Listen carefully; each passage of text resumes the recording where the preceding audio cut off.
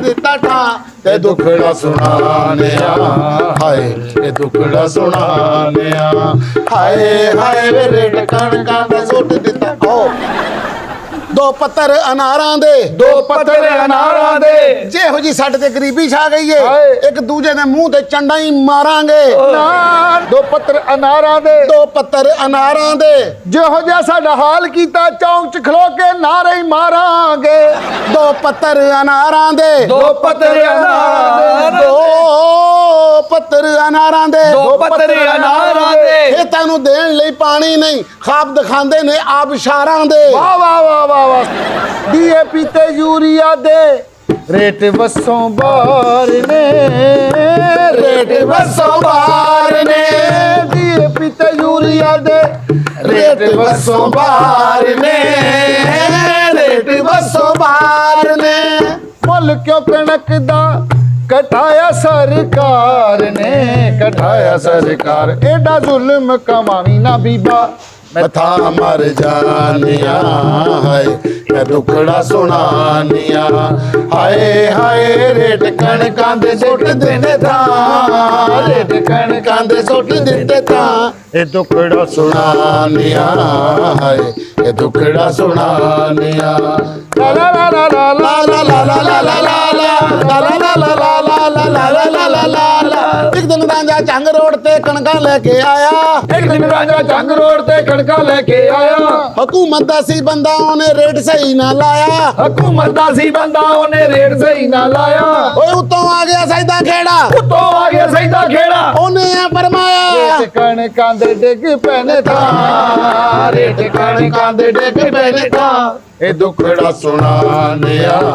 ਹਾਏ ਇਹ ਦੁਖੜਾ ਸੁਣਾਣਿਆ ਹਾਏ ਹਾਏ ਰੇਟ ਕਣਕਾਂ ਦੇ ਡਿੱਗ ਪੈਣੇ ਤਾਂ ਦੋ ਪੱਤਰ ਅਨਾਰਾਂ ਦੇ ਦੋ ਪੱਤਰ ਅਨਾਰਾਂ ਦੇ ਸਾਨੂੰ ਭੁੱਖਿਆਂ ਮਾਰ ਕੇ ਆਪ ਬਦਲੇ ਮਾਡਲ ਕਾਰਾਂ ਦੇ ਦੋ ਪੱਤਰ ਬੇਰਾਂ ਦੇ ਉਹ ਮਰੇ ਅਨਾਰਾਂ ਦੇ ਸਾਨੂੰ ਤੂੰ ਬੇਰਾਂ ਦੇ ਕਰਤੇ ਹੀ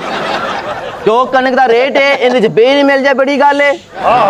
ਦੋ ਪੱਤਰ ਬੇਰਾਂ ਦੇ ਦੋ ਪੱਤਰ ਬੇਰਾਂ ਦੇ ਸੋਚਿਆ ਸੀ ਟੂਵਲ ਲਵਾਵਾਂਗੇ ਹੁਣ ਹੱਥ ਵਾਲਾ ਨਲਕਾਈ ਗੇੜਾਂਗੇ ਕੋਈ ਨਲਕੇ ਦੀ ਬੋਕੀ ਏ ਕੋਈ ਨਲਕੇ ਦੀ ਬੋਕੀ ਏ। ਹਾਂ ਨੱਕ ਦੀ ਕੋਕੀ ਏ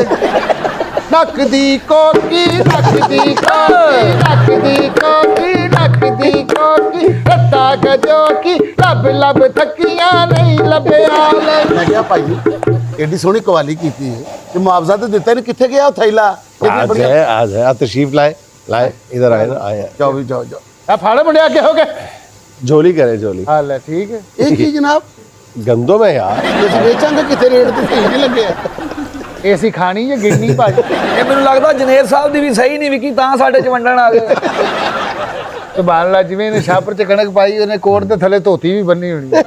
यार आपने लेनी है तो बताए वरना गाली ਓਏ ਇੰਨੀ ਕਸੀ ਕਿੱਥੇ ਲੈਣੀ ਕੀ ਹੋ ਗਿਆ ਤੁਹਾਨੂੰ ਸਰਕਾਰ ਪਤਾ ਕੀ ਹੈ ਇਹ ਸਾਨੂੰ ਝੋਲੀਆਂ 'ਚ ਨਾ ਪਾਓ ਇਹ ਸਾਡਾ ਤੇ ਆਪਣਾ ਨਾਂ ਲੈ ਕੇ ਨਾ ਤੇ ਚਿੜੀਆਂ ਨੂੰ ਪਾ ਦਿਓ ਆਪਣਾ ਰਿਜ਼ਕ ਵਧੇਗਾ ਇੰਨੀ ਕਿ ਕਣਕ ਲੈ ਕੇ ਆ ਗਏ ਅਸੀਂ ਕੁਆਲ ਹੈ ਜਾਂ ਆਸਟ੍ਰੇਲੀਅਨ ਤੋਤੇ ਆ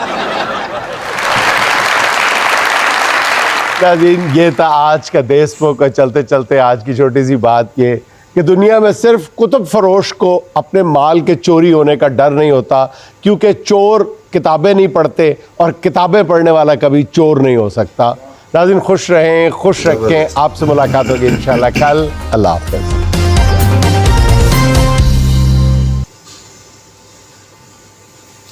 जी नाज़रीन, वीडियो आपने देखी। उस्ताद तरले खान मरले खान की कवाली थी गंदम के ऊपर।